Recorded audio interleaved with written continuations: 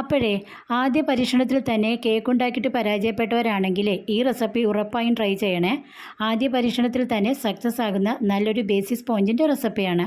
അതും ബേക്കിംഗ് പൗഡറും ബേക്കിംഗ് സോഡയും പാലും ഓയിലും ബട്ടർ മിൽക്കും കോൺഫ്ലോറും ഒന്നുമില്ലാതെയാണ് നമ്മൾ ഈ ഒരു ബേസിക് സ്പോഞ്ച് തയ്യാറാക്കിയിരിക്കുന്നത്. മുകൾ ഭാഗം പൊങ്ങി കിട്ടുകയും അതുപോലെ തന്നെ ഒട്ടലൊന്നുമില്ലാത്ത നല്ല ഒരു ബേസിക് സ്പോഞ്ചിൻ്റെ റെസിപ്പിയാണ്. ബേക്കറിയിൽ നിന്ന് വാങ്ങിക്കുന്ന അതേ ടേസ്റ്റിലും ടെക്സ്ചറിലുമാണ് നമ്മളിത് ചെയ്യുന്നത്.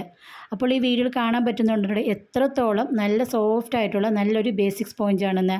ഇനി പുറത്തേക്ക് ക്രീം വെച്ച് സെയിൽ ചെയ്യുന്നവർക്കും ഈ റെസിപ്പി ധൈര്യമായിട്ട് ചെയ്യാം കേട്ടോ. അപ്പോൾ നമുക്കിത് എങ്ങനെയാണ് തയ്യാറാക്കുന്നതെന്ന് നോക്കാമേ.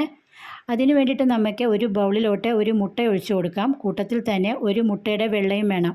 ഒരു മുട്ടയുടെ വെള്ള നിർബന്ധമായി ചേർക്കണം. ഇതിൽ നമ്മൾ കോൺഫ്ലവറും അതേപോലെ ബേക്കിംഗ് പൗഡർ ബേക്കിംഗ് സോഡയൊക്കെ ഉപയോഗിക്കാത്തത് കൊണ്ടാണ്. ഇപ്പോൾ ഞാൻ മുട്ടയുടെ കൂട്ടത്തിൽ ഒഴിച്ചു കൊടുക്കുന്നത് ഒരു മുട്ടയുടെ വെള്ളയാണ്. ഒരു മുട്ടയുടെ വെള്ള.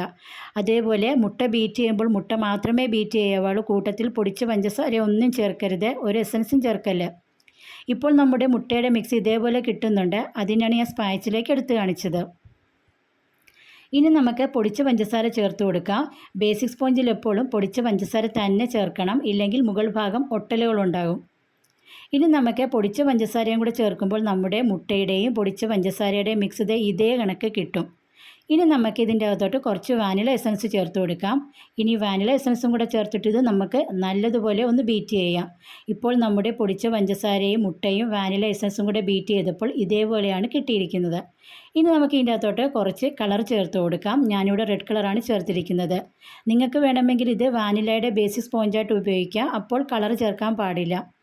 ഇനി നമുക്ക് റെഡ് കളറും കൂടി ചേർത്തിട്ട് നല്ലതുപോലെ ഒന്ന് ബീറ്റ് ചെയ്യാമേ. ഇനി ഇതിൻ്റെ അകത്തോട്ട് നമുക്ക് പൊടികൾ ചേർത്ത് കൊടുക്കാം. ഞാനിവിടെ 1/4 കപ്പ് പ്ലസ് 2 ടേബിൾ സ്പൂൺ മൈദയും അതിൽ നിന്നും 1/2 ടേബിൾ സ്പൂൺ മൈദ മാറ്റിയിട്ട് 1/2 ടേബിൾ സ്പൂൺ കൊക്കോ പൗഡറും ചേർത്തിട്ടുണ്ട്. നിങ്ങൾ വാനില ബേസിക് സ്പോഞ്ചാണ് തയ്യാറാക്കണമെന്നുണ്ടെങ്കിൽ ഇതിൻ്റെ അകത്തുനിന്ന് നമ്മൾ കൊക്കോ പൗഡർ ചേർക്കരുത്. അല്ലാതെ വേണം നമ്മൾ ഇതിൻ്റെ അകത്തോട്ട് പൊടി ചേർത്ത് കൊടുക്കാൻ. ഇപ്പോൾ നമ്മുടെ കേക്ക് ബാറ്റർ ഏകദേശം ഇതേപോലെ കിട്ടിയിട്ടുണ്ട്. ഇനി നമുക്ക് സ്പാച്ചിലേക്ക് അടിയിൽ മൈദയുടെ കട്ടകളുണ്ടെങ്കിൽ അതൊക്കെ ഒന്ന് മാറാൻ വേണ്ടിയിട്ട് ഇത് കണക്കൊന്ന് നമുക്ക് ഫോൾഡ് ചെയ്ത് കൊടുക്കാമേ. അപ്പോൾ നമ്മുടെ കേക്ക് ബാറ്റർ ഇനി കേക്ക് ടിന്നിൽ ഒഴിച്ച് ബേക്ക് ചെയ്തെടുക്കാം. മുകൾ ഭാഗം നല്ല പെർഫെക്റ്റ് ആയിട്ട് കിട്ടിയിട്ടുണ്ട്. അപ്പോൾ ഞങ്ങളുടെ ചാനൽ ഹോട്ട് കൊക്കോയെ ഒന്ന് സബ്സ്ക്രൈബ് ചെയ്യാൻ മറക്കല്ലേ.